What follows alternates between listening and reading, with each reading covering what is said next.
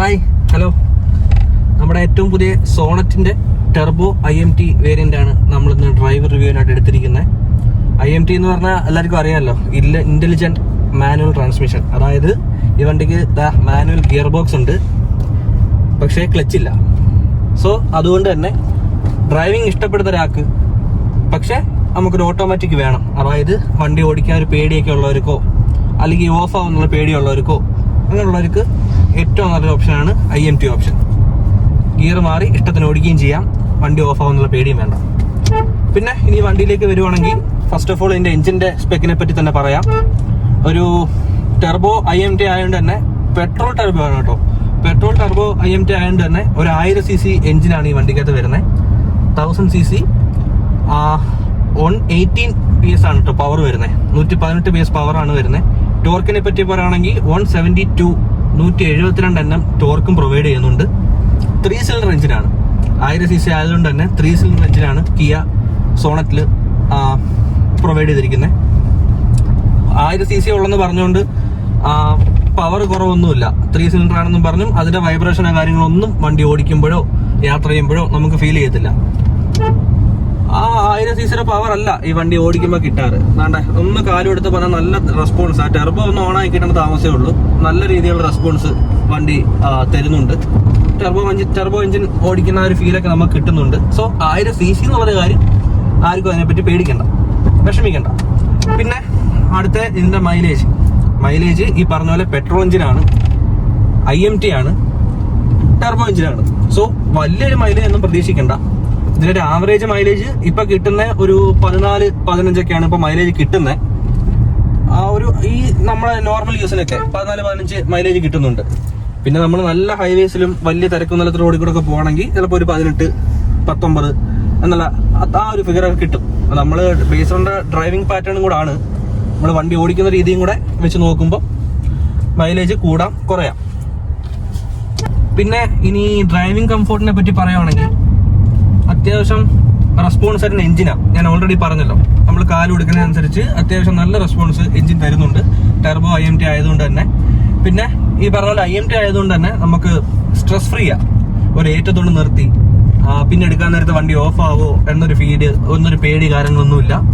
പിന്നെയും IMT ആയതുകൊണ്ട് തന്നെ നമുക്ക് ആ ഗിയർ മാറിയുള്ള ഒരു ഡ്രൈവിംഗ് ഇഷ്ടപ്പെടുന്ന ഒരാൾക്ക് ഒരു നിരാശ ഉണ്ടാവത്തില്ല. സ്റ്റിയറിംഗിന്റെ കാര്യം പറയുകയാണെങ്കിലും അത്യാവശ്യം നല്ല സ്മൂത്ത് ആണ്.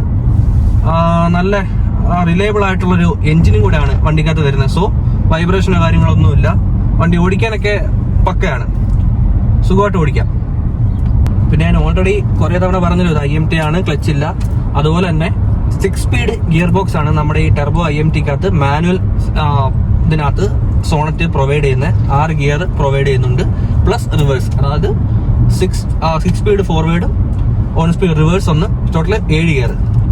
6 സ്പീഡ് എന്ന് പറയുന്നതായിരിക്കും കറക്റ്റ്. അതായത് 6 സ്പീഡ് ഗിയർ ബോക്സ് എന്നായിരിക്കും നമ്മൾ ബേസിക്കലി ഒരു വണ്ടി എത്ര ഗിയർ ഉണ്ടെന്നൊക്കെ പറയുമ്പോൾ 6 സ്പീഡ് അല്ലെങ്കിൽ 5 സ്പീഡ് എന്നാണ് പറയുന്നത്. റിവേഴ്സ് കൂടെ ഞാൻ പറഞ്ഞതേ ഉള്ളൂ. പിന്നെ വേറെ റൈഡിംഗ് കംഫോർട്ടിനെ പറ്റി ഓൾറെഡി ഞാൻ പറഞ്ഞു.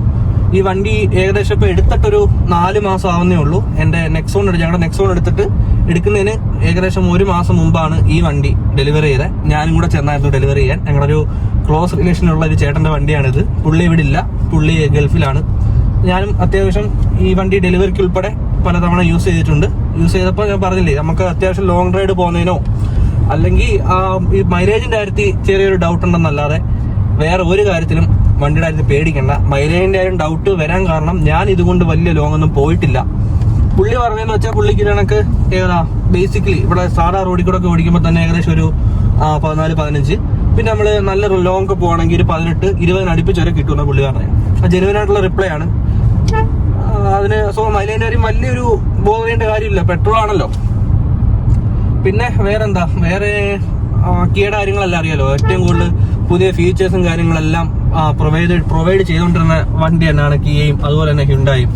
സോ ഫീച്ചേഴ്സ് ഈ IMT തന്നെ ഏകദേശം നല്ലൊരു കാര്യമാണ്.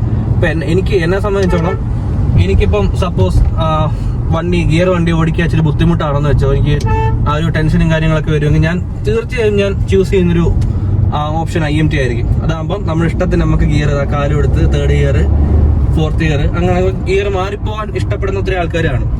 എന്നാൽ വണ്ടി ഓടിക്കാൻ പേടിയുള്ള കുറച്ച് ആൾക്കാരാണ്. അപ്പൊ അവർക്കൊക്കെ വേണ്ടിയാണ് സത്യം പറഞ്ഞാൽ IMT ഏറ്റവും കൂടുതൽ ഉപകാരപ്പെടുന്നത്. പിന്നെ ഈ നേരത്തെ പറഞ്ഞ പോലെ തന്നെ സ്ട്രെസ് ഫ്രീ ആണ്. നമുക്ക് ഓഫ് ആവുമെന്നോ അങ്ങനെയുള്ള കാര്യത്തിനൊന്നും ഒരു പേടി വേണ്ട. കോ പാസഞ്ചറും ഞാൻ യാത്ര ചെയ്തിട്ടുണ്ട്, തന്നെ ഡ്രൈവ് ചെയ്യാതെ ഇതിനകത്ത് യാത്രയും ചെയ്തിട്ടുണ്ട്. യാത്ര ചെയ്തപ്പോഴും വലിയ ക്ഷീണമോ കാര്യങ്ങളൊന്നും ഉണ്ടായിട്ടില്ല. നല്ല കംഫർട്ടായിരുന്നു. അത്യാവശ്യം നല്ല സസ്പെൻഷനും അത്യാവശ്യം നല്ല ബ്രേക്കിങ്ങും പിന്നെ അതുപോലെ വേറെന്താ ഈ പറഞ്ഞ പോലെ 3 സിലിണ്ടർ ആണെന്ന് പറഞ്ഞ ബോഡി വൈബ്രേഷനോ കാര്യങ്ങളൊന്നുമില്ല. നല്ല പവറും മൈലേജും വണ്ടി പ്രൊവൈഡ് ചെയ്യുന്നുണ്ട്. അപ്പോൾ ഇത്രയൊക്കെ ഉള്ളൂ നമ്മുടെ കിയ സോണറ്റ് ടെർബോ IMT വരുന്ന വണ്ടിയുടെ ഡ്രൈവ് റിവ്യൂ. അത്യാവശ്യം കാര്യങ്ങളെല്ലാം പറഞ്ഞു. പവറിനെ പറ്റി പറഞ്ഞു, മൈലേജ് പറഞ്ഞു, ഡ്രൈവിംഗ് കംഫോർട്ട് പറഞ്ഞു, പാസഞ്ചർ കംഫോർട്ട് പറഞ്ഞു, പിന്നെ മൈലേജിന്റെ കാര്യം പറഞ്ഞു.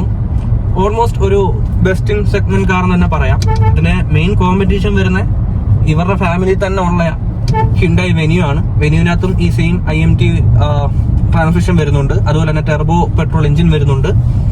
പിന്നെ ലുക്ക് വൈസ് ഉള്ള കമ്പാരിസൺ ചെയ്താൽ മതി, ബ്രാൻഡ് വൈസ് ഉള്ള കമ്പാരിസൺ ചെയ്താൽ മതി. കിയ ആണോ ഹിൻഡായി ആണോ, അതുപോലെ തന്നെ ലുക്ക് വൈസ് ഹിൻഡായി വെന്യൂ ആണോ കിയ സോണറ്റ് ആണോ എല്ലാവർക്കും ഇഷ്ടപ്പെടുന്നത് മാത്രം നമ്മൾ നോക്കിയാൽ മതി. ഈ രണ്ട് വാഹനങ്ങളെ പറ്റി പറയുവാണെങ്കിൽ IMT എന്നുള്ള ഓപ്ഷൻ തന്നെ കൊണ്ടുവന്ന് എനിക്ക് തോന്നുന്നത് എവരാണെന്ന് നമുക്കിവിടെ. സോ ഇനി ബേസിക്കലി എൻ്റെ ഒരു ഒപ്പീനിയൻ പറയുവാണെങ്കിൽ ഈ വണ്ടി എടുക്കാൻ അപ്പം ലേഡീസിനും ജെൻസിനും ഒരുപോലെ യൂസ് ചെയ്യണം. അപ്പം ലേഡീസിന്റെ കാര്യം പറഞ്ഞാൽ ചിലർക്ക് മിക്കവാറും ഒരുവിധപ്പെട്ട എല്ലാവർക്കും നമ്മുടെ മാനുവൽ വണ്ടി ഓടിക്കാൻ ചെറിയൊരു പേടിയാണ്. കാരണം ഈ സാധനം ഓഫ് ആവോ, അതുപോലെ ഏറ്റത്തൊക്കെ നിർത്തി എടുക്കുമ്പോൾ ഓഫ് ആവോ, മെയിനായിട്ട് അതാണ് ഇഷ്യൂ.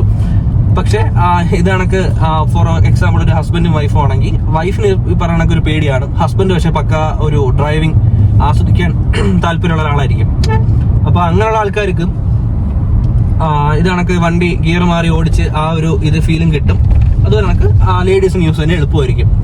പിന്നെ അപ്പൊ എനിക്കാണെങ്കിലും പേഴ്സണലി ഇഷ്ടമാണ്. സ്ട്രെസ് ഫ്രീ ആണ്. നമ്മൾ നല്ല ജംഗ്ഷനിലോ ട്രാഫിക്കിലൊക്കെ പോവാണെങ്കിൽ വെറുതെ ക്ലച്ച് ചവിട്ടി കാല് കഴിപ്പിക്കണ്ട, സുഖമായിട്ട് ഓടിച്ചോണ്ട് പോവാം.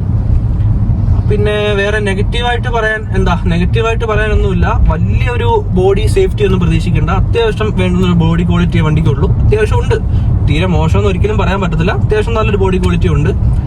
പിന്നെ വേറെ എന്താ കംഫർട്ടും കാര്യങ്ങളൊക്കെ ഓൾറെഡി പറഞ്ഞു. ഇത് STK പ്ലസ് എന്നുള്ള വേരിയന്റ് ആയതുകൊണ്ട് തന്നെ അത്യാവശ്യം മിഡ് വേരിയന്റിനൊക്കെ തൊട്ട് മേലത്തെ വേരിയന്റ് ആണ് വണ്ടി വരുന്നത്. അത്യാവശ്യം വേണ്ടുന്ന എല്ലാ ഫീച്ചേഴ്സും പ്രീമിയം ഫീച്ചേഴ്സും ഉൾപ്പെടെ പല ഫീച്ചേഴ്സ് ഈ വണ്ടിക്കകത്ത് വരുന്നുണ്ട്. ഇൻക്ലൂഡിങ് സൺറൂഫും കാര്യങ്ങളൊക്കെ ഇതിനകത്ത് ഇൻക്ലൂഡഡ് ആണ്, ഇൻബിൽഡായിട്ട് തന്നെ വരുന്നുണ്ട്.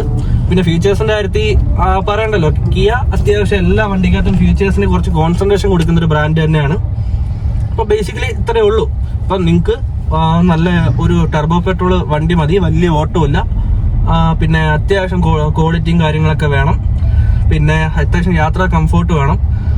അങ്ങനെയൊക്കെ ഉണ്ടെങ്കിൽ തീർച്ചയായും നിങ്ങൾക്ക് കിയ സോണറ്റ് ചൂസ് ചെയ്യാവുന്നതാണ്. പിന്നെ ഭയങ്കര മൈലേജ് കാര്യമൊന്നും പ്രതീക്ഷിക്കില്ല. ബാക്കി കാര്യങ്ങൾക്കെല്ലാം വണ്ടി പക്ക അതാണ്ട് കാലൂടെ നമുക്ക് കയറി പോകുന്നുണ്ട്. അപ്പൊ ഇത്രയേ ഉള്ളൂ നമ്മുടെ റിവ്യൂ എല്ലാവർക്കും ഇഷ്ടപ്പെട്ടെന്ന് പ്രതീക്ഷിക്കുന്നു. അടുത്ത വീഡിയോയിലൂടെ എത്രയും പെട്ടെന്ന് കാണാം. Thank you.